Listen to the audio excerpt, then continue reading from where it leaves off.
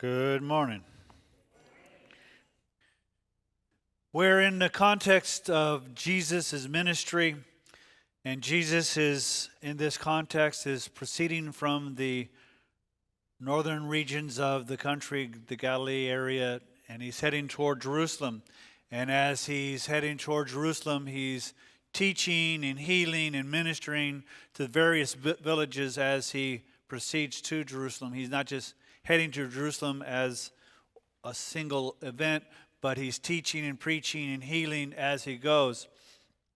And we are told in this instance some things specifically, some things that we can glean from it, even though we're not specifically told. For instance, in Luke chapter 14, it starts off about going to the house.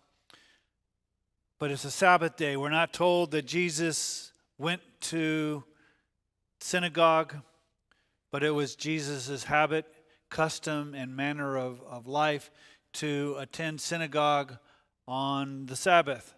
And since this is the Sabbath, I can most restedly assure that Jesus had attended synagogue. After we Baptists have much in common with some of the Jews of that day. After the Sabbath synagogue service, they would go and eat. And that's kind of what's happening here. So in verse 1, it says, "And it happened that when he went into the house of one of the leaders of the Pharisees on the Sabbath to eat bread." Now, he had accepted the invitation from one of the synagogue leaders, probably an official of that synagogue, to dine. We're going to find out that the main course here was Jesus.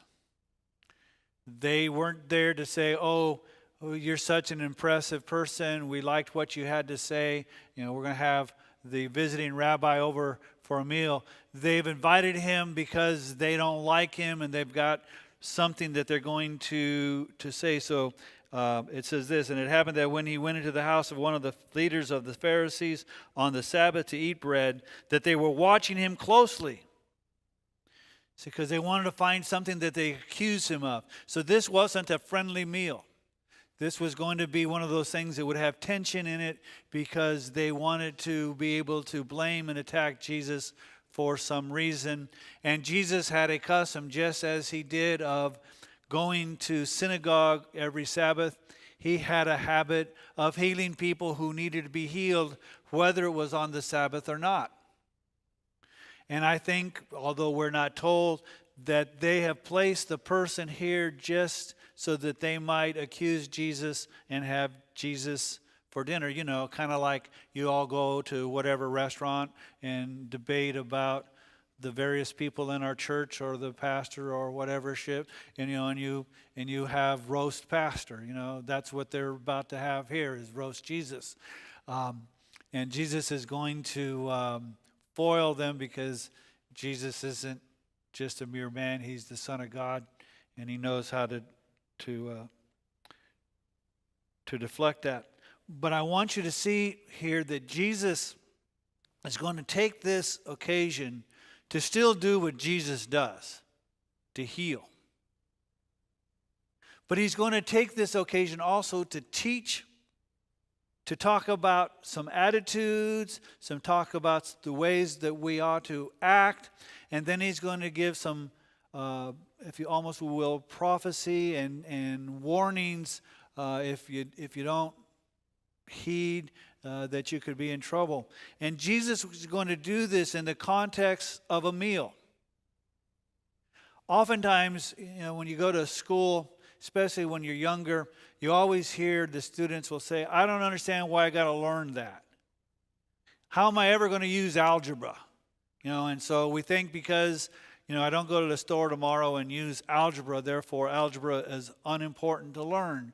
Little do you know, and it seems that the teachers just say, "Well, this is my class, I teach my class, learn it," as opposed to saying, well, as an example of algebra is the beginning of logic, and it could actually help you to think better. And and in school we are telling you that we're teaching critical thinking, although we're really not. We're telling you to think like we do.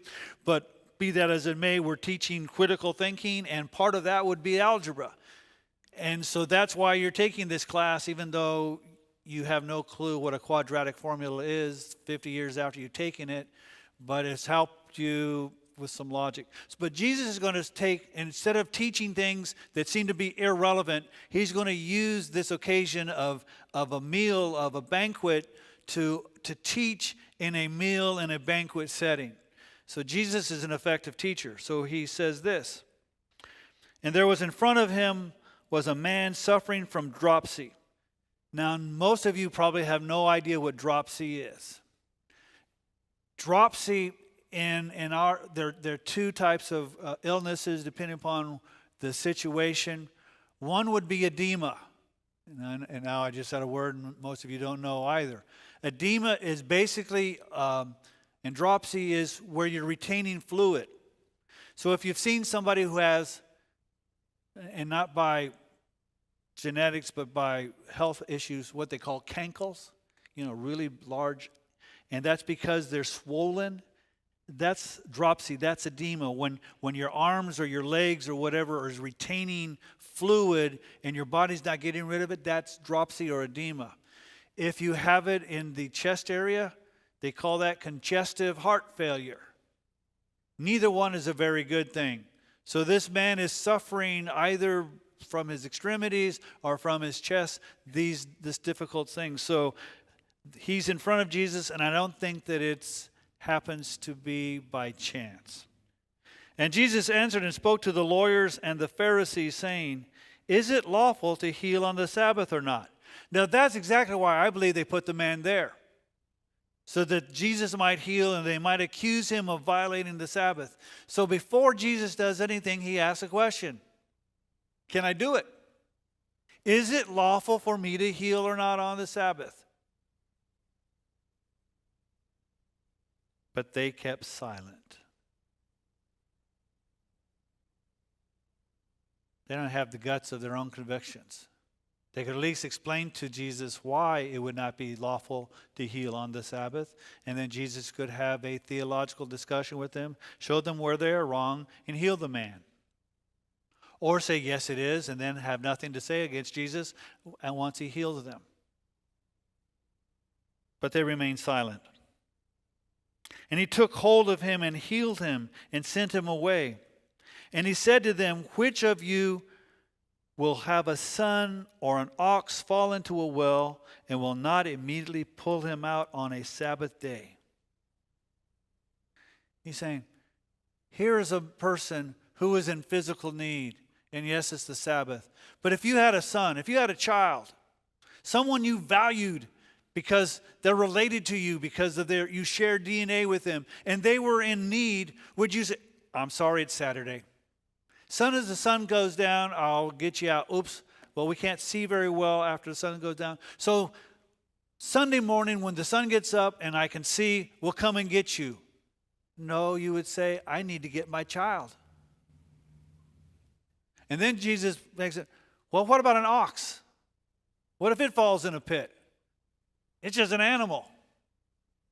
And it's a big animal. It's going to take some great effort to get an ox out of a hole, out of a well. Would you wait until Sunday morning to do that? Or would you, because you value that ox, because it's going to work for you and make sure that your land is profitable, would you get it out of that well? And the answer is yes, they would not wait.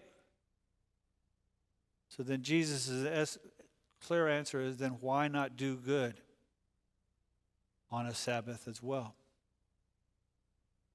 And they could make no reply to this, because they knew that Jesus had them right.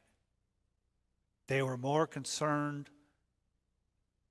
not with what was lawful, but to have something to accuse him of. What is it that we're going to hold against Jesus, but we would do in the same situation? And then Jesus is going to take this and he's going to show them who they are and give them some advice. In verse 7 it says, and he began to speaking a parable to the invited guests when he noticed how they had been picking out the places of honor at the table and saying to them.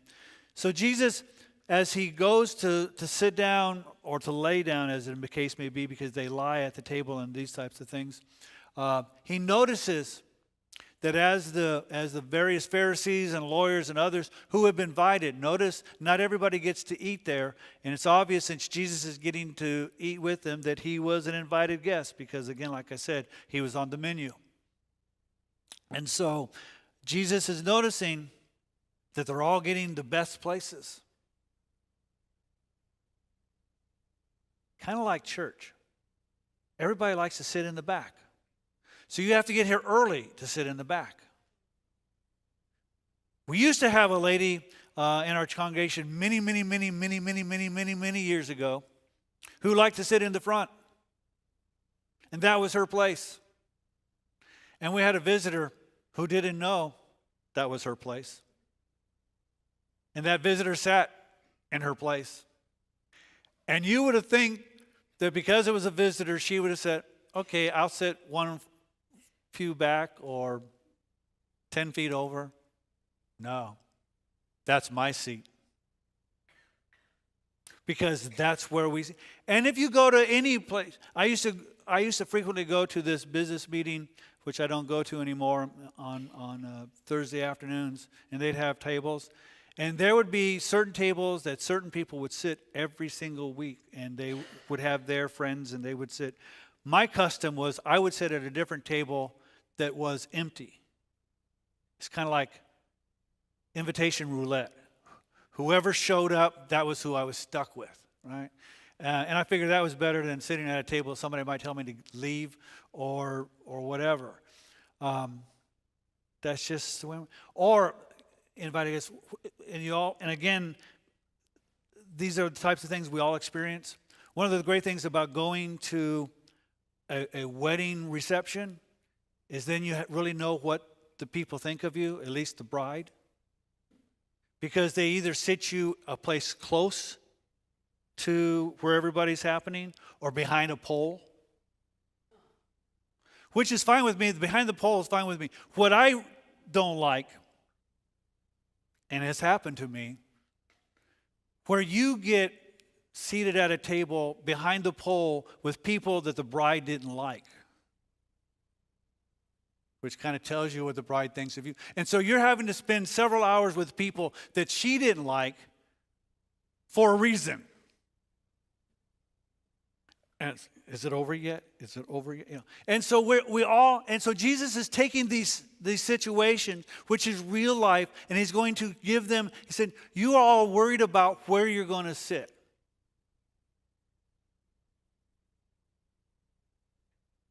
But Jesus' advice in verse 8 says, when you are invited by someone to a wedding feast, do not take the place of honor, for someone more distinguished than you who may have been invited by him, and he who invited you both will come and say to you, give your place to this man, and then in disgrace you proceed to occupy the last place.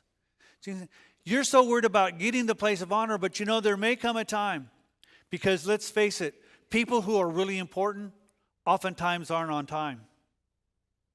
They're always fashionably late. So you may think, well, nobody's going to sit there. And lo and behold, the mayor, city council, somebody may show up and they go, he needs your spot. And because everybody else has gotten a place, then you have to sit in the least important place. And in the Eastern world, you always wanted a safe face. And it was not a good thing if you were moved from a place of honor to not a place of honor. We have in our church, we have a group who come and they do jiu-jitsu, judo. And one of the things that they do is they will go along the mat and sit in order of ranking. If you're a black belt, then you sit at one spot, and if you're a white belt, you sit at another spot. And if you have, if you're 19th degree black belt, you get whatever. And so if you're wise, and you really don't know where you order on this, what you do is you wait and then have them tell you where to sit. Because you don't want to kneel at this place and go, no, there's 6 other guys more important than you. And then now you're embarrassed. Jesus said, but Jesus isn't, the ultimate point of this teaching isn't, you don't want to make a social faux pas. It's this. For everyone who exalts himself will be humbled, and he who humbles himself will be exalted. The point isn't about how you sit or don't sit at the table, or how you wait or don't wait at the mat on the floor, but how is your attitude about humility? Do you think you're the most important person who ever walks into any room? Or do you think that you're the most humble person who walks into any room? Are you the person who expects to be served? Or are you a person who is expecting to serve others? Now we're in the middle of a political season, and there is a person, and notice I'm not saying man or woman, there is a person who is running for office again and again and again. And that person, many years ago, was on the school board. And my children were at this school, and my wife was very involved in the PTA. As a matter of fact, she was the PTA president, and they had a PTA function, and they had invited, as PTA frequently does, the school board. And the school board members showed up along with a couple of other people, and they had punch and cookies, because that's what PTAs do. They have punch and cookies. And this person was offended because, I almost said the pronoun. This person was offended because this person wasn't allowed to go to the head of the line. Now, I didn't say anything to this person, but I did say to my wife, I thought this person was a public servant, not a public master. But that is the way I'm expecting to come into this room because of who I am, to be served, as opposed to I'm coming into this room to serve because I am a humble person. And Jesus is saying, if you are humble, then God will exalt you. But if you've exalted yourself, guess what? You already got your reward. Now, between the two, yeah, I do like being exalted. I like being the guy. But between being not the guy and being exalted by Jesus, I'll take that, because he knows how to do it right. Verse 12. And he also went on to say to the one who invited him, when you have a luncheon or a dinner, do not invite your friends or your brothers or your relatives or rich neighbors. Otherwise, they may also invite you in return, and that will be your repayment. Jesus is saying, I've noticed as we're looking around here at the invited guests, other than me, they're all your friends. They're your relatives. They're important people. They're rich because they're looking for the places of honor. It's going to be a time when there's going to come a Saturday when you all finish synagogue, and you're going to have roast rabbi. You're going to go to another person's house, and you're going to get repaid. You're paying for the meal now, but you're going to get 6 other meals because it's going to be other people's turn. Jesus says, don't do that. But when you give a reception, invite the poor, the crippled, the lame, the blind, and you will be blessed, since they do not have the means to repay you. For you will be repaid at the resurrection of the righteous. He's saying, if you're looking at what is in your best interest, do good to those who can't do good back, because God will repay you. And again, just as in the humility and the exalting, God has this ability to repay greatly. Sure, you may invite some people who cannot serve you a meal like they do. But let me tell you, I bet the wedding supper of the Lamb is going to be one outstanding meal. you will be blessed and repaid at the resurrection. When one of those who were reclining at the table with him heard this, he said to him, "Blessed is everyone who will eat in the kingdom of God." A true statement and a praise. I'm suspecting that he's assuming that he's going to be there. And that's why he's saying it. Because after all, he's an important one. He's probably, since he's sitting next to Jesus and it's roast Jesus time, he's probably one of the more positions of honor. He's probably not at the end. So he's fully expecting to be there and saying it's going to be blessed. But notice what Jesus responds. Jesus, right on, man. Verse 16, but he said to him, a man was giving a big dinner. Now, I love this. Because as soon as I read it, I think about all those Southerners. Because they always talk about supper. Because I remember, well, supper's the evening meal. Because it's not the Lord's dinner, it's the Lord's supper. So I don't know when this meal is happening, but it's a big one. Okay, it might be supper, it might be dinner, but it was at the dinner hour, and he invited many. And at the dinner hour, he sent his slave to say to those who had been invited, "Come, for everything is ready now." So he sent out the invitations, come to this dinner, and then he goes out and sends his slave saying, "Everything's ready." You know, this is a great opportunity because most of you know how it goes. You tell everybody we're going to eat at noon, and nobody shows up to 12:30. And so those who show up at noon, you're hungry and you're waiting to eat. And so this guy says, not only am I going to invite you, I'm going to tell you exactly when it's ready so you're not waiting around. So he sent his light, and come, for everything is ready now. But they all alike began to make excuses. The first one said to him, I have bought a piece of land and I need to go out and look at it. Now that might sound like a reasonable excuse. First, it's an excuse. Second, to me, it's a really lame one. How many of you would write a check for a piece of property you've never seen? You might even say, well, I got land in Malibu. You go, well, Malibu can't be bad, right? So I'll just write a check for land in Malibu. It might be on the backside of a hill that just burned down, and you can never get a building permit to do something with it. You would be a fool to buy land unseen. This guy's excuse, I bought some land that I haven't seen and I got to go look at it. Jesus is making the point that this guy is a fool.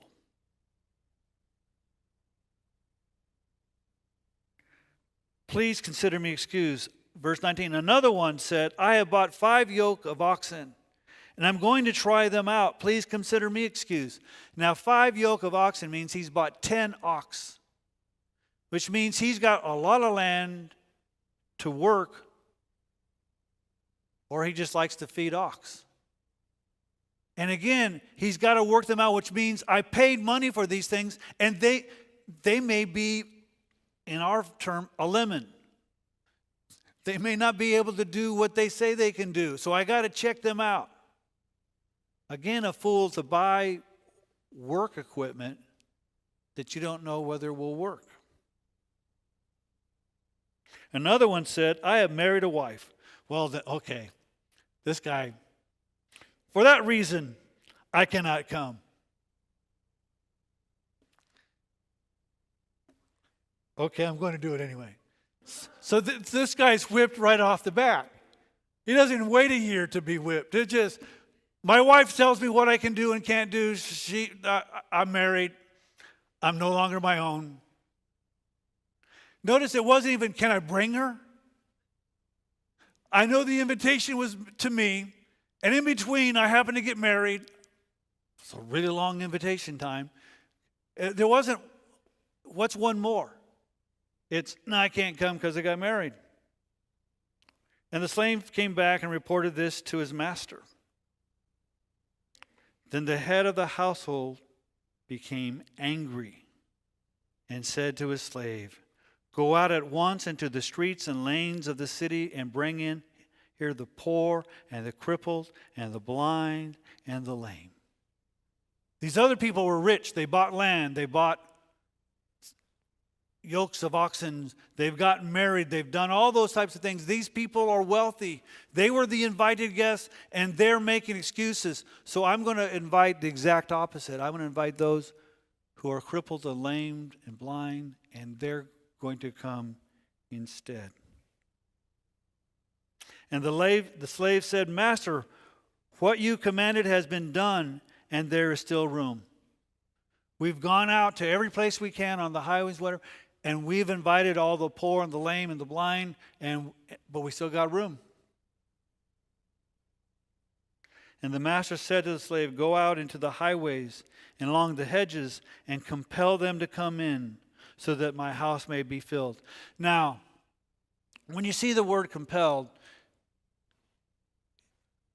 one of a couple things might come in. One, you just forget the word and you go on. Or you might say, compelled, you mean to stick a gun into their head and say, "You must come," or in their days, give a sword and say, "You got to show up." It's not what Jesus is talking about. Jesus is saying that this invitation isn't just lackadaisical. This isn't, well, it might be in your best interest to show up. This is, you really need to be here. The master has invited you to a banquet. He's invited everyone and anyone. Just because the invitation is open to everyone doesn't mean that it's not an important invitation. It's to your benefit. And that's kind of like faith. We all have this tendency to say, well, you can believe what you want to believe. Well, if Jesus is the Son of God, and he is, then we need to listen to him. If Jesus is the Son of God, and he is, and he says that there's one way to the Father, and that's through him, then there's one way to the Father, and that's through him. And if we believe that heaven is real and hell is real, then it's not one of those, it's a theological thing. It's a necessity. And Jesus is saying, we need to make this invitation to the kingdom because it matters. It's not, well, take it or leave it. So compel them to come so that my house may be filled. For I tell you, none of those men who were invited shall taste of my dinner. You see, Jesus is teaching the most natural people to have been invited to this kingdom dinner, to this dinner that is blessed to be in, would be the Jews. And they are rich, not a matter of because they have more money than anybody else, but because they were given the Word of God first. That they were given the oracle of God, that they might understand it and communicate it. They were rich in the knowledge of God, and instead of using that and accepting the invitation, they made excuses. And because they made excuses, they don't have a second opportunity to attend the feast. We too are rich when it comes to the Word of God. There was a time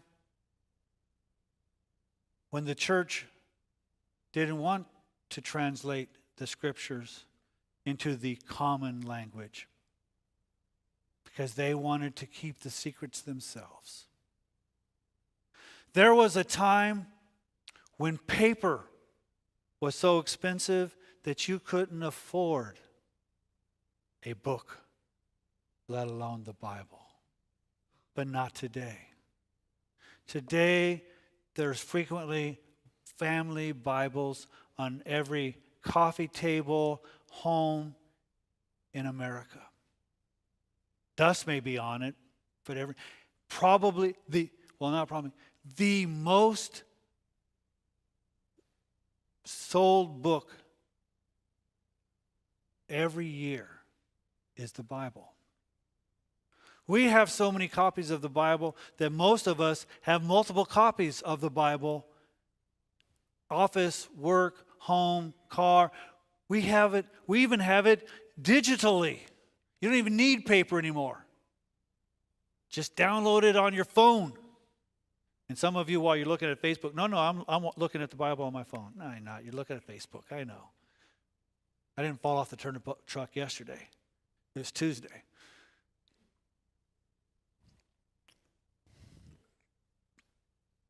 We are rich with the Word of God. And yet, how often do we read it? How often do we study it? How often do we say, Lord, help me to live it? So as a result, you and I have been invited to this banquet, to this feast. And the awesome thing about this invitation is that it's an invitation not to just the most fashionable, not to just the rich and the privileged, but to you and me, the poor, the blind, the lame, those who aren't worthy of the invitation. God has said, come. Come and sit at my banqueting table. And the amazing thing, and come and be served by me at the banqueting table. How awesome is His grace. How awesome is His love. And how completely awesome and open is the invitation. But the invitation is not opened indefinitely. There will come a time when you can no longer accept the invitation. Just as these Pharisees and lawyers who had thought they were better than everybody else, that they were even better than the Son of God Himself, their opportunity to accept the invitation was foreclosed. So the word to the wise is not to make an excuse. Oh, I need to finish my education. I need to finish my employment opportunities. I need to get my spouse in line. But Jesus, I will come because you have invited me and you have made me worthy because of your grace. And all God's people said.